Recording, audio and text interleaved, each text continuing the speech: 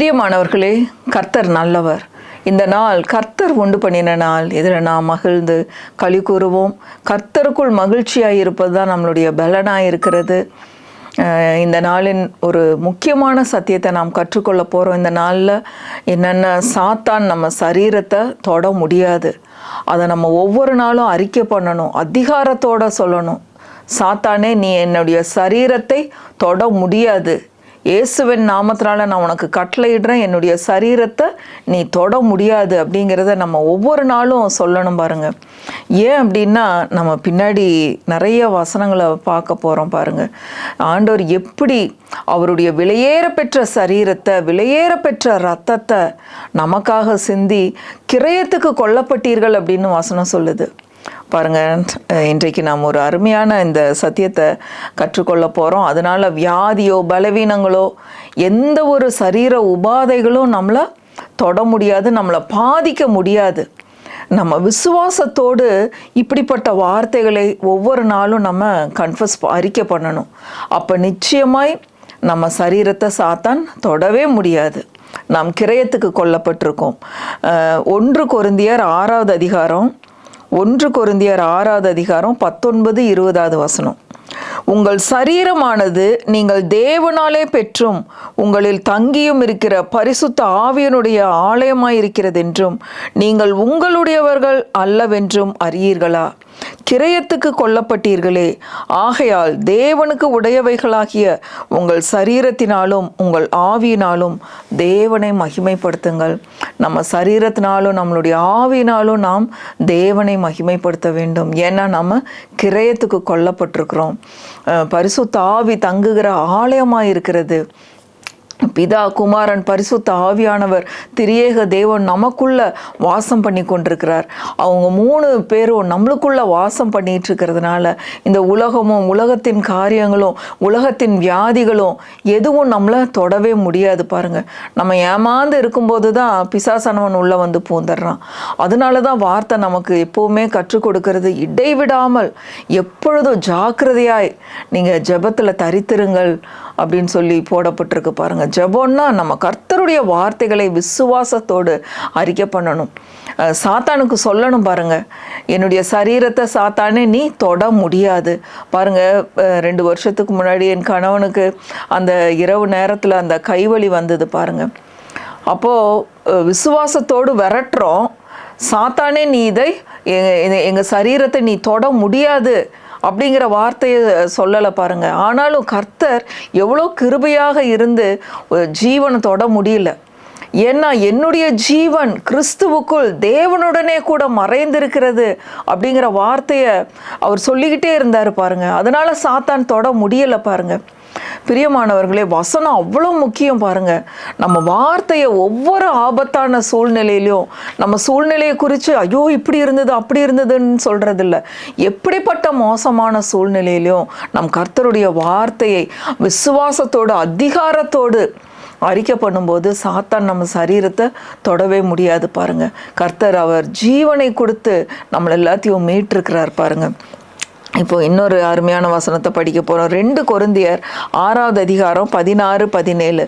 2 கொரிந்தியர் 6:16-17 பாருங்கள். திரும்ப திரும்ப இந்த வசனங்கள் எல்லாம் என்ன சொல்லுதுன்னா, நீங்கள் தேவனுடைய ஆலயமாக இருக்கிறீர்கள், அதனால இந்த ஆலயத்தை நம்ம அசுத்தப்படுத்தக்கூடாது. பிதாவானவர் தங்குகிற ஆலயம், பரிசுத்த ஆவியானவர் தங்குகிற ஆலயம். இந்த சரீரத்தை நாம் தீட்டுப்படுத்தக்கூடாது. இந்த சரீரத்தினால நாம் தேவனை மகிமைப்படுத்த வேண்டும் பாருங்க. 2 கொரிந்தியர் 6:16-17. தேவனுடைய ஆலயத்துக்கும் விக்கிரகங்களுக்கும் சம்பந்தம் ஏது?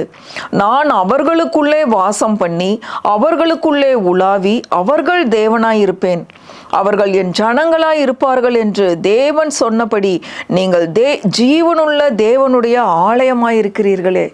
ஆலயம் எங்க இருக்கு? இங்கே தான் இருக்கு. நம்மளுடைய இருதயம் இதுதான் ஆலயம்.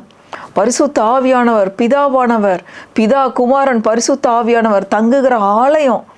இந்த ஆலயத்தை நாம் வார்த்தைகளால் நிரப்பி வச்சுக்கணும். ஆனபடியால் நீங்கள் அவர்கள் நடுவிலிருந்து புறப்பட்டு பிரிந்து போய் அசுத்தமானதை தொடாதிருங்கள் என்று கர்த்தர் சொல்லுகிறார். அசுத்தத்துக்கும் நம்மளுக்கும் எந்த ஒரு சம்பந்தம் கிடையாது. அசுத்தத்தை போய் நம்ம தொட வேண்டிய அவசியமே இல்லை. நம்ம பரிசுத்தமான பிள்ளைகள். பிதாவானவர் பரிசுத்த ஆவியானவர் நம்மளுக்குள்ள இருக்கிறார், நமக்குள்ள வாசம் பண்ணி நம்முடைய தேவனாய் இருக்கிறார்.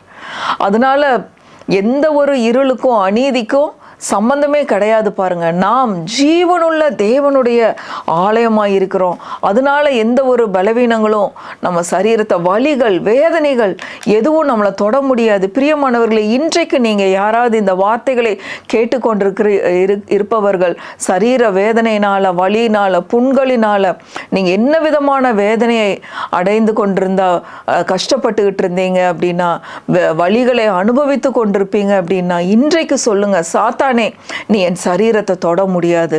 இந்த சரீரம் ஜீவனுள்ள தேவனுடைய ஆலயமாய் இருக்கிறது. என்னுடைய கைகள், என்னுடைய கால்கள் ஜீவனுள்ள தேவனுடைய ஆலயமாய் இருக்கிறது. இயேசு கிறிஸ்துவனுடைய உறுப்புகள் சும்மா அவர் சொல்லல. அவர் நம்மளை கிரயத்துக்கு மகா பெரிய விலையை கொடுத்து, அவருடைய ரத்தத்தை கொடுத்து, அவருடைய சரீரத்தை பிட்க கொடுத்து நம்மளை எல்லாத்தையும் விலைக்கு வாங்கி வச்சிருக்கிறாரு. மகா பெரிய விலை கிரயம் செலுத்தி இருக்கிறார். அதனால சாத்தானுக்கு எந்த ஒரு அதிகாரம் கிடையாது. நம்ம பக்கத்தில் வர்றதுக்கு, நம்மளை குறித்து யோசிக்கிறதுக்கும் கூட அவனுக்கு எந்த ஒரு அதிகாரமும் கிடையாது. பாருங்க, அதனால நீங்கள் தைரியமாக இருக்கலாம். இன்னும் 1 கொரிந்தியர் 3வது அதிகாரம் 16வது வசனம். 1 கொரிந்தியர் 3:16. இந்த வசனத்தெல்லாம் நல்லா நோட் பண்ணிக்கோங்க. எந்த பலவீனங்கள் வரும்போதும் நீங்கள் இந்த வசனத்தை சொல்லி பலவீனத்திலிருந்து விடுதலை அடையலாம். 1 கொரிந்தியர் 3:16. நீங்கள் தேவனுடைய ஆலயமாய் இருக்கிறீர்கள் என்றும் தேவனுடைய ஆவி உங்களில் வாசமாய் இருக்கிறார் என்றும் அறியாதிருக்கிறீர்களா? அறியாமல் இருந்தால் இப்போ அறிஞ்சுக்கோங்க. நீங்கள் தேவனுடைய ஆலயமாக இருக்கிறீங்க. நீங்கள் தேவனுடைய ஆலயமாக இருக்கிறீர்கள் என்றும் தேவனுடைய ஆவி உங்களில் வாசமாக இருக்கிறார். பரிசுத்த ஆவியானவர் உங்களுக்குள்ள வாசம் பண்ணி கொண்டிருக்கிறார். எங்கேயோ இருக்கல பரிசுத்த ஆவியானவர். நான் ஆலயத்துக்கு போகிறேன், ஆலயத்தில் இருக்கிறாரு. ஆலயத்தில் அவருடைய பிரசன்னம் இருக்கிறது. ஆனால் நம்ம எல்லாம் தேவனுடைய ஆவியை அனுபவித்தவர்களாக நம்ம அங்கே போய் கூடி வரும் பொழுது அங்கே கர்த்தருடைய ஆவியானவர் மகிமைப்படுகிறார். இங்கே தான் நம்மளுக்குள்ளதான் அவர் இருக்கிறார். பாருங்க, ஒவ்வொருத்தருக்குள்ளேயும் இருக்கிறார். பிரியமானவர்களே, இந்த சத்தியங்களை நாம் தெளிவாய் அறிந்து கொள்ள வேண்டும். பயம், தேவையில்லாத சந்தேகங்கள், அவ்விசுவாசம் எதுக்கும் நம்ம இடம் கொடுக்காம, மரண பயங்கள், தேவையில்லாத எந்த பயத்துக்கும் இடம் கொடுக்க வேண்டிய அவசியமே இல்லை. நான்லாம் எத்தனையோ ஆண்டுகள் இப்படிப்பட்ட சத்தியங்கள் தெரியாமல் பயத்தினால எவ்வளோ இரவுகள் தூக்கம் இல்லாமல் ரொம்ப கஷ்டப்பட்டிருக்கேன். பாருங்கள், பயம் எங்கே தூங்கும்போது ஆண்டவர் வந்துடுவார், ஆம்புலன்ஸில் என்னை கூட்டிகிட்டு போகிற மாதிரி என்னென்னமோ நினைவுகளை பிசாசானவன் கொடுத்து பயப்படுத்திக்கிட்டே இருந்தான். பாருங்க, அவன் பொய்யனும் பொய்யுக்கு பிதாவுமாய் இருக்கிறான்ற சத்தியத்தை அறிந்து கொண்டேன். அப்போ சொல்ல ஆரம்பித்தேன், சாத்தானே நீ பொய்யனும் பொய்யுக்கு பிதாவுமாய் இருக்கிற. அவன் பேசும்போது தன் சொந்தத்தில் எடுத்து பேசுகிறான் அப்படின்னு சொல்லி வசனம் யோவான் 8வது அதிகாரத்தில் போடப்பட்டிருக்கு. அவன் பேசும்போது தன்னுடைய சுயத்தை சொந்தத்தில் எடுத்து பொய்யா பேசுவானான்.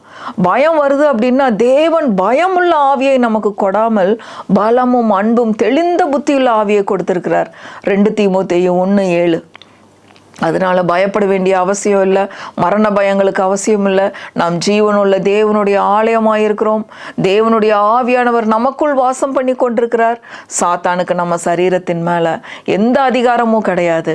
நாம் கிரயத்துக்கு கொல்லப்பட்டிருக்கிறோம். இந்த சத்தியங்கள் எல்லாம் தெளிவாய் அறிந்து கொள்ளுங்கள். நிச்சயமாக வியாதி இல்லாமல், மரண பயம் இல்லாமல், தூக்கம் இல்லாமல் நீங்கள் கஷ்டப்படாமல் இந்த சத்தியங்களை அறிந்து கொண்டு இந்த வார்த்தைகளை திரும்பமா நீங்கள் சொல்லுங்க. நான் கிரயத்துக்கு கொல்லப்பட்டு இருக்கிறேன். அவர் விலை கொடுத்து என்னை வாங்கி இருக்கிறார். அதனால எனக்கு மரண பயம் இல்லை, எனக்கு வியாதி இல்லை, எனக்கு பலவீனம் இல்லை, வலி இல்லை, வேதனை இல்லை. அவருடைய சரீரம், அவருடைய ரத்தம் எனக்காக சிந்தப்பட்டிருக்கு. இப்படியெல்லாம் நீங்கள் சொல்லும்போது சாத்தான் உங்கள் பக்கம் வரவே முடியாது. நிம்மதியாக தூங்குவீங்க. கர்த்தர் நல்லவர், அவரை துதியுங்கள். அவர் கிருபை என்றும் உள்ளது. ஆமென், ஆமென், ஆமென்.